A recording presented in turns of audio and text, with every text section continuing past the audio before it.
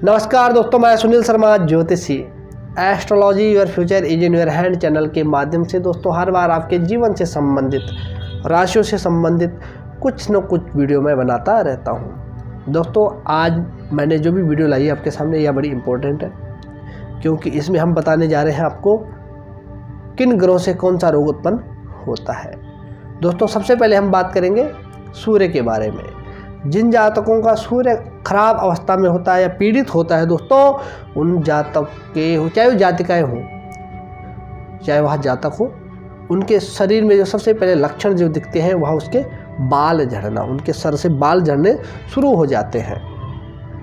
और सर दर्द, माइग्रेन का जो भी समस्या होता है वह भी सूर्य के पीड़ित होने पर होता है। और आपका सर दर्द इतना होता है कि आपको दवाइयाँ भी असर नहीं करती, यानी कि आपको दवाइयाँ ही खानी पड़ेगी। ऐसा सर दर्द भी सूर्य के कारण होता है अगर सूर्य पीड़ित हो।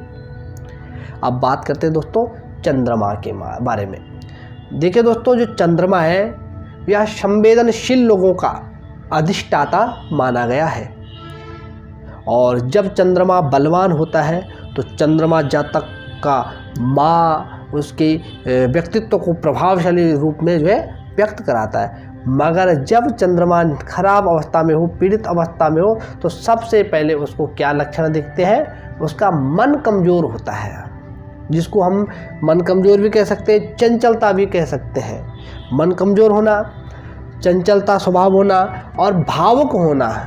जिन जातकों को समझे आपकी जो ज़्यादा भावुक है या ज़्यादा वो संवेदनशील रूप में दिखा रहा है आपको, तो समझे आप इन जातक का चंद्रमा खराब है। और सहनशीलता की कमी, यह जातक सहनशीलता में कमी होगी इसके प्रति।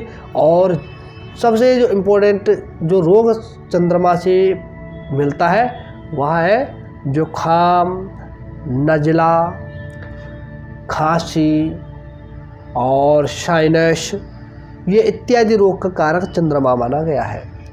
दोस्तों अब बात करते हैं मंगल के बारे में। दोस्तों मंगल रक्त का प्रतिनिधित्व करता है, रक्त से संबंधित मंगल का संबंध रहता है। जिन जातकों का मंगल खराब अवस्था में है उनको जो है दोस्तों खून से संबंधित बीमारियां उत्पन्न कराता है। कहीं कहीं पे देखा जाता है कि मंगल चोट का भी कारक माना गया है, यानी दुर्घटना का भी कारक माना गया है मंगल अगर पीड़ित अवस्था में हो तो। और ऐसे लोगों को भय अधिक रहता है, इनको भय लगा रहता है कि कुछ होने जाए, कुछ होने वाला है। यह तभी होता है दोस्तों जब मंगल पीड़ित अवस्था में हो। दोस्तों अब बात करते हैं हम बुध के बारे में।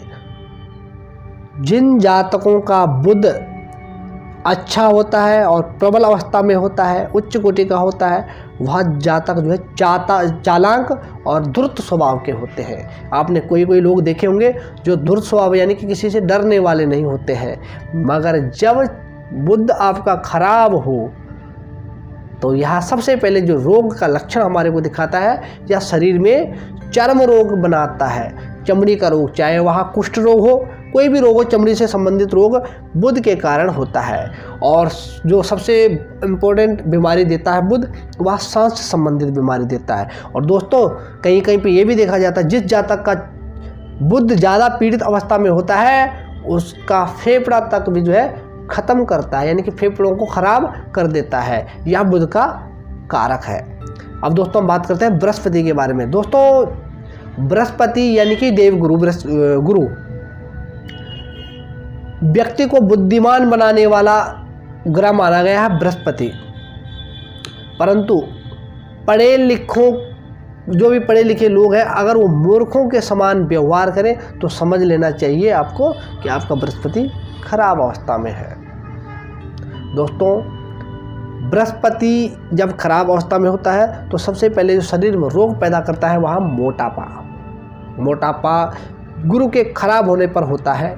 और पेट के अंदर जो भी रोग उत्पन्न होते हैं यह बृहस्पति के कारण होते हैं। और सबसे बड़ी जो बीमारी का कारक माना गया बृहस्पति वह है पीलिया का कारक बृहस्पति को माना गया है। अब बात करते हैं दोस्तों हम शुक्र के बारे में। दोस्तों शुक्र मनोरंजन का कारक है, सुंदरता का कारक है, अट्रैक्शन का कारक है, आकर्षक का कारक है। यह तभी है जब शुक्र उच्च अवस्था में हो। और दोस्तों अगर यह विपरीत है यानी कि पीड़ित अवस्था में होता है तो यह क्या करता है, गुप्त रोग संबंधित बीमारियां पैदा कराता है, चाहे वह जातक हो चाहे वह जातिका हो। यह गुप्त रोग का कारक माना गया है। और ज़्यादा अगर शुक्र खराब अवस्था में तो यह शुगर, मधुमेह इत्यादि का रोग भी उत्पन्न कराता है अगर शुक्र पीड़ित अवस्था में हो। अब बात करते हैं दोस्तों शनि के बारे में। दोस्तों शनि कर्मफलदाता है और यह लॉर्ड ऑफ जस्टिस का कारक माना गया है, न्यायप्रिय ग्रह है, शासनकारी ग्रह है। अगर यह अशुभ अवस्था में होता है दोस्तों तो यह लाइलाज बीमारियों का कारक बनाता है, लाइलाज बीमारियां शरीर में बनाता है, ऐसे रोग जिनका निदान संभव ही नहीं है।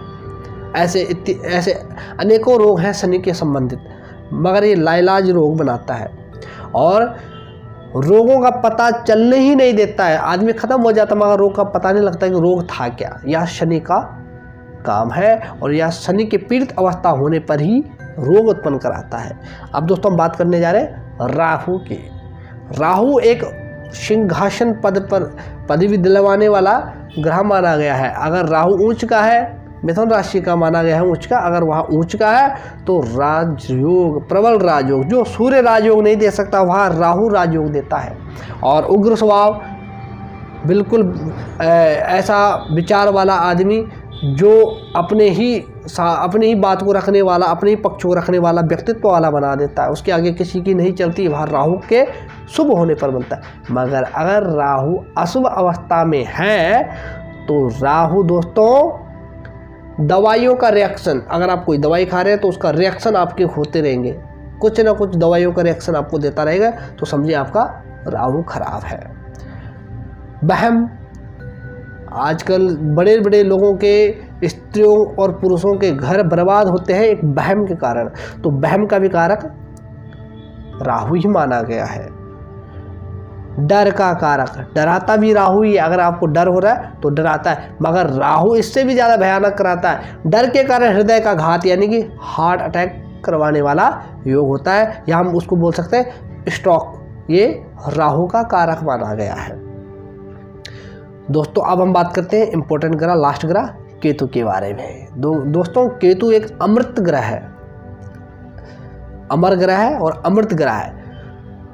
जिन जातकों का केतु खराब होता है उसकी सांस फूलने वाली बीमारियां पैदा कराता है, सांस से संबंधित रोग वह केतु कराता है और ऐसे घाव शरीर में बनाता है जिसका इलाज ही संभव नहीं है, और इलाज होगा भी तो बड़ा कठिनाइयों से उसका इलाज होता है। दोस्तों इनसे संबंध, नवग्रहों से संबंधित मैंने यह वीडियो बनाई है। अगर आपको कोई भी परेशानी है आप कमेंट बॉक्स में लिख सकते हैं, हम आपको उससे संबंधित निदान बताएंगे। उम्मीद करेंगे आपका रोग काटने के लिए इनसे ही इनका प्रभावित करने वाला मंत्र आपको दे। अगली वीडियो में फिर मिलेंगे, तब तक